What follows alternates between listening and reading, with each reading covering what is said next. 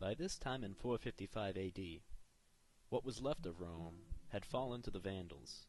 The Vandals were an Eastern Germanic tribe who were first heard of in what is now southern Poland. As you could guess, the modern term vandalism comes from the word Vandals. Once Rome, the center of the empire, fell, so did its colonies.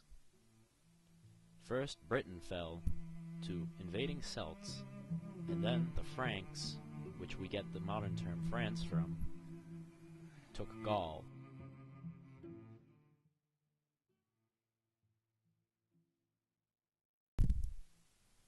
The leader of this barbaric tribe, the Vandals, was none other than Genseric. Genseric was taught and mastered the art of war by the Romans. Genseric was a fierce warrior and wanted nothing more than to defeat the Romans.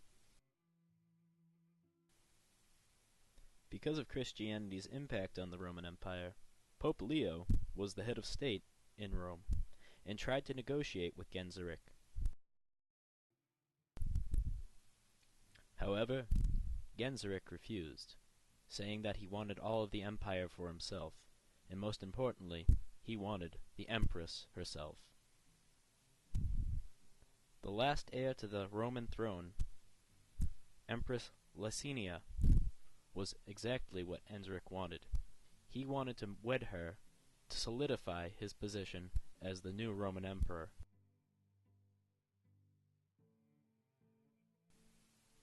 Rome, a city that had existed for over 1,000 years, finally fell to barbarians in the year 455.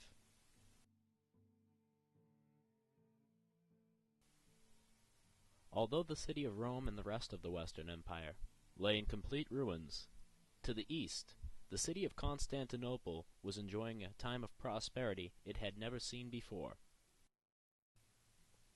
Born in 482 AD, Justinian would later go on to be the greatest emperor the Byzantine Empire had ever seen. Just 2 years before becoming emperor of the Byzantine Empire, Justinian decides to take a wife. He chooses a Byzantine low-class dancer named Theodora.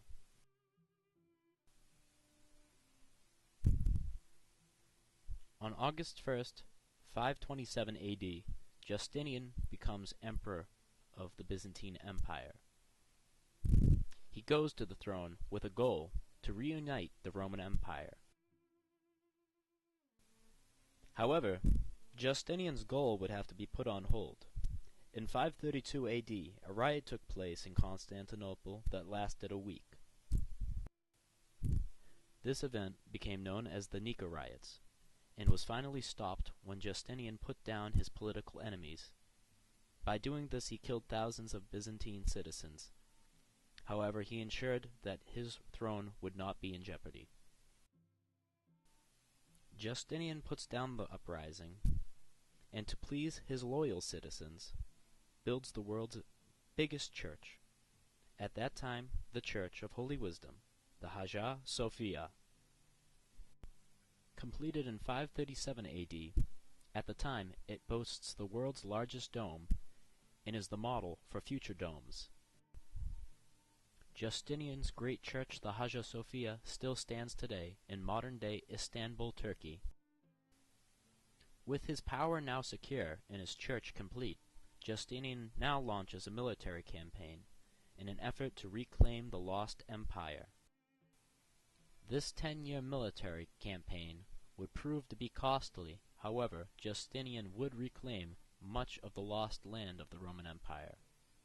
However, it would only be short-lived.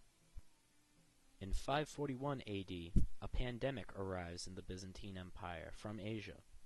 It spreads to Justinian's newly conquered lands, and he loses the funds and manpower to reunite the empire.